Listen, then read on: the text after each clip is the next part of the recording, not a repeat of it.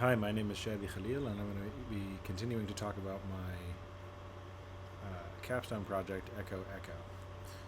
Echo Echo is an online music collaboration tool built on a loop style infrastructure. The idea is that users are able to collaborate asynchronously and iteratively on the same session file using a loop as a foundation that motivates creativity and flow.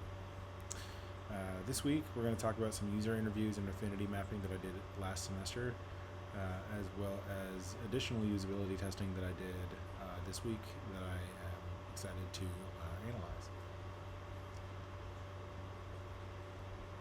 So, we've already gone through our project review. Let's jump right in, talk about what I did last semester. Last semester, I completed user interviews, affinity mapping, and usability testing using my low fidelity prototype. For my user interviews, I screened 10 users and picked 6 of them. These were musicians who had experience collaborating and owned home studio equipment. They were roughly ages 21 to 40. 3 of my users were amateur. They were either self-taught or didn't understand music theory. That doesn't necessarily mean they were bad musicians, just mean that they didn't learn fundamentals at any point in their experience. And then the other 3 were professional. They either did music professionally live or in a production capacity or as educators. So that included a DJ, a music teacher, and a friend of mine who is a composer and performer overseas. After a 3-question interview, I asked them to describe their experience collaborating with other musicians remotely and in person. So we can take a look at that script here. So yeah, I tried to keep it short and phrase the questions in a way that got me the most open-ended insights. So number 1 was to tell me about a time that they tried making music with someone who wasn't physically with them, but worked but didn't. This got right to the meat of the problem I'm trying to solve. Are musicians trying to collaborate remotely? And the insights here were mostly that, yeah, people have tried and failed or avoided collaborating with other musicians who do not live locally because of the physical boundaries, latency issues, and the lack of resources that make that experience conducive to honest collaboration. Number 2 is when collaborating on music at all, whether in person or remotely, what helps them feel creatively in sync. For that, it was all about shared understanding, shared vision, communication, and fun.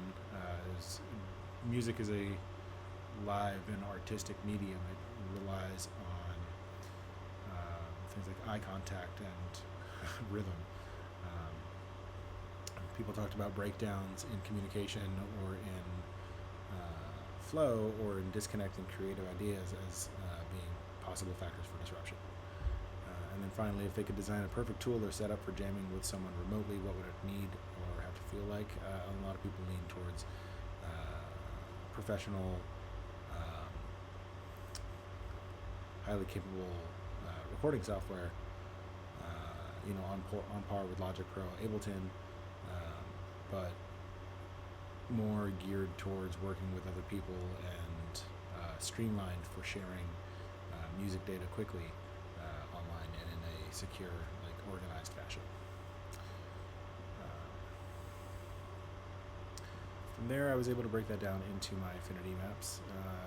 What I learned was that across amateurs, pros, and teachers, real-time remote jamming consistently failed due to physical limitations. That would be latency, like the lag on a phone call or a Zoom call, or the gear that they were equipped with, or say for a music educator, their students may not have equitable setups. They may not have the same quality of audio interface or instrumentation. They may not have one at all. They may be using their laptop microphone. The affinity map revealed 5 dominant themes. We've talked about 2 of them: latency and communication gear, and cost barriers. And then there was, of course, the factors of play and fun within the successful collaborations, which were characterized as embodied groove and social presence. getting into the rhythm and communicating, taking leadership over a project, or finding an equitable way to take turns contributing to the product. This kind of motivated me to shift my thinking a little bit away from synchronous solutions to the remote jamming problem. Like, how can we get people to be able to play and hear each other and see each other live online? We can't necessarily. That was something my users were really skeptical about. Excited to think about, but skeptical in terms of making it work practically. As we talked about in my desk research, it's just physically impossible to transfer music fast enough for reflexivity to get a synchronized flow like that due to limitations in the speed of light and sound and perception. So that led me towards this asynchronous loop-based workflow. Music is a fundamentally time-based and embodied experience, so when latency interrupts timing and collaboration, everything collapses, both emotionally and creatively. One of my users said the moment that there's lag, no one can maintain tempo.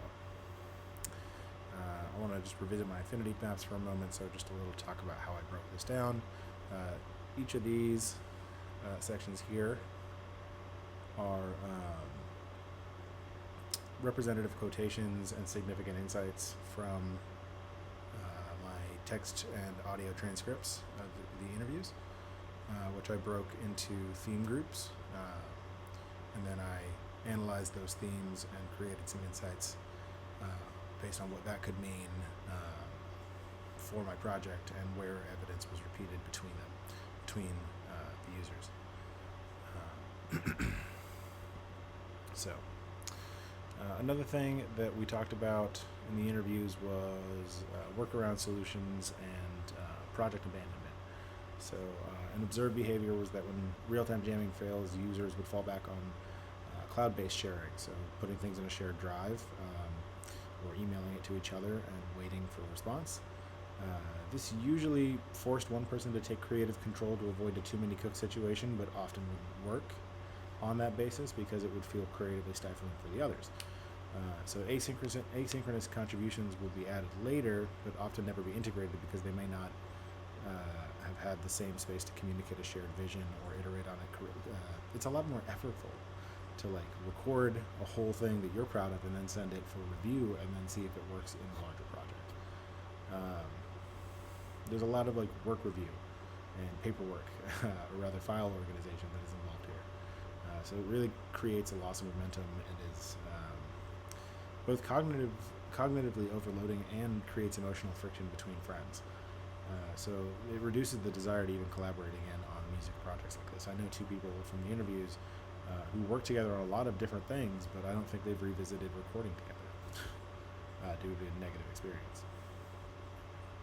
And here again, I reiterate talking about pivoting away from a synchronous solution to a shared loop session. So for that really, for me, meant designing a system that has clear visual rhythm cues, drums or a metronome, and some sort of lightweight feedback system for approving or rejecting new ideas. So say voting on, does this clip get saved on the next pass? So a leader or conductor could definitely be selected to guide structure, but you could also allow for a more open-ended and equitable recording space. From there, I did usability tests, and it may seem a little early to talk about those, but I'm going to pivot into what I did this week off of this. So for my usability tests, I interviewed 5 participants.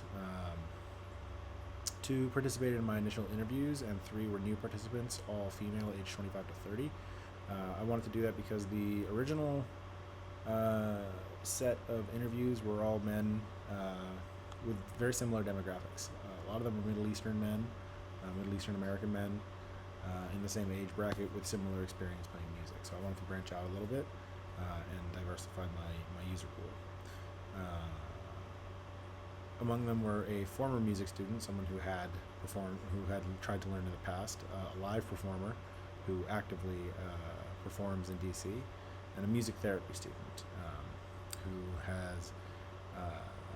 who participates in weekly Carnatic music sessions with a teacher who teaches sort of the Indian style of Carnatic music. She does this as a therapeutic activity, as a form of expression and release for the throat chakra. And then we played around with my low fidelity mockup, which is not, it's loading, cool. But you can kind of see a little GIF in the corner. Now this is a wireframe. For all intents and purposes, I wanted to get a high level understanding of the application. I wanted to get, break down the structure into large segments that made sense and could be understood by the users. Now, unfortunately, this was kind of a limited test. I was running low on time last semester. I was moving around and dealing with some family emergencies, so the actual interactions here were kind of limited. I was getting a sense of, what are the minimum tools and resources required to feel like you have control over a session in this context, and how can I integrate video chat features in a way that felt cohesive and didn't interrupt the workflow of the recording. So engagement with the concept and ability to understand the layout were high across the board. Again, it was a macro level structure. It was very kind of cut and dry and clear, but the recording architecture was not clearly expressed. I found that I needed more complex animations to communicate what was happening to the user when they hit record, especially given the limitation of Figma. Figma can't actually hear anybody or even output sound unless it's a video. I generated a wish list of desired tools from these interviews. So things like tool tips, so you hover over something and it tells you what to do, or what that thing does, and then clearer or even just fewer and more focused controls with simpler icon choices.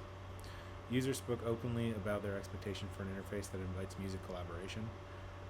Once again, the influence of a unique musical background led to incredible variation in responses. For example, my former music student was very critical of how the Zoom interface worked, how that, or rather the video chat interface worked, how that was structured, and how it sort of didn't feel specialized enough for music education as she had experienced it in public school. My music therapy student, on the other hand, focused more on the play elements of the recording structure and getting into the flow of like how that works when actually collaborating with others. So I wanted to do an additional round of testing this semester using the final prototype that I generated last semester. That prototype was generated in Figma Make as a fully interactive, high fidelity digital audio workspace prototype. It has really clear animations and visualizations, and it tests the audio workspace and communication of textual functionality. This week I interviewed 3 new users, all in their early 20s. They're all musicians with experience using digital audio workspaces. I also still have an idea to host a loop jam with my friend Bernavir. She's a little busy this month, so I'm not sure I'm going to get a chance to do this within the scope of the course, but I really want to manifest this happening before the semester's out. I want to test the experience of collaborating on a loop by focusing on play and creativity. Bernavir is a live looper. She's a musician who records looped music interactions. She did it at a party I went to one time. She does it live on stage. She does it with audience interaction. She's really skilled at it. So I thought if I could collaborate with her, get a loop jam going, and then I just kind of sit back, take notes, observe the experience, I might get a clear idea of the necessary features to express the loop and turn taking and sort of collaboration play aspects of this. My main thing about pursuing this project was to make something fun for myself as a musician, to record with my brother in Arizona. I want to be able to enjoy the creative process. So I want to step a little bit further from this. AI prototype is very focused on the technical functionality and sort of the high level, recording production kind of tool set. But I want to zero in on that like loop-based play. So we can take a little look at usability interview script. So I asked them, these 3 users, a quick series of background questions, which I felt were actually really, really good places to start and build a foundation of, who am I talking to. I wanted to know about times when they collaborated with one or more musician, whether online or in person. It was irrelevant. I just wanted to know what flowed, where was there friction, describe their experience with audio workspaces, give them some examples if they weren't sure what that meant, and then ask them if they've tried to collaborate across long distance. From there, we moved into a guided demonstration. So we went through 6 main tasks, which were basically one step at a time, and pausing for feedback, creating a new recording session, and then learning how to edit the workspace. So delete, create, rename tracks, record on a track, invite a collaborator, interact with them, or import files into the session from the integrated file navigator. I recorded these, both screen recorded and audio recorded, so I can generate transcripts and parse that data. I have yet to do so, but I'm excited to do so. Even though these were 3 relatively quick interviews, I still got a lot of really, really good insight. I love how, I worked on the AI prototype of this for 3 straight days. And at a certain point, I convinced myself that this thing is as good as it's going to get. It does a lot. It does a lot of really cool stuff, and it's a great foundation to have. Where now I can focus on more unique aspects of my project than the DAW structure, the digital audio workspace, like app shape.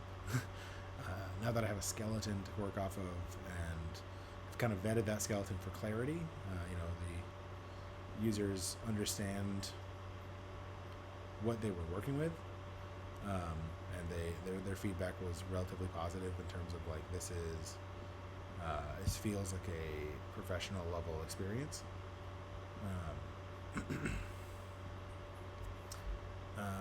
But now I get to refine this, refine the skeleton a little bit. I think things that I was kind of clinging to, like this movable navigator, have been proven silly, and I'm just going to pare down and do a little simplification here. But yeah, I'm really, really hoping I can get a hold of Brinavere so that we can do that loop session, so I can focus in on the play aspects, because the main takeaway before analysis is that the recording process was not incredibly clear. So let me show you. So when the user records, this animation plays down at the bottom. The animation is broken at the moment. It's not quite working the way it's supposed to. And also it was too slow where with this in the way, the users couldn't tell something was happening on the screen. So yeah, there's definitely some tweaking that needs to be done, even just in the animation expression of this initial interaction, because this is the crux of the product right here. This right here is the main section of unique functionality. This and the chat function on the right. So yeah, I want to focus in on making these functions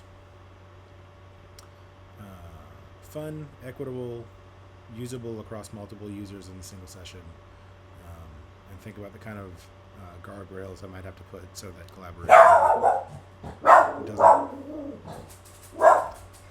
collaboration doesn't become stifled. So, my dog has started barking, which is good timing because I'm just about ready to wrap up. My next steps are going to be parsing that usability test data that I just got, analyzing and generating insights, and using those insights to begin reworking an improved demo in Figma. Yeah, that's pretty much where I'm at. For me, a lot of the remainder of the project is cleanup. I'm going to go through and make my journey maps more traditional. I'm going to go through and I actually feel pretty strongly that my user personas are solid and where they're supposed to be. Other elements of my presentation are solid and where they're supposed to be.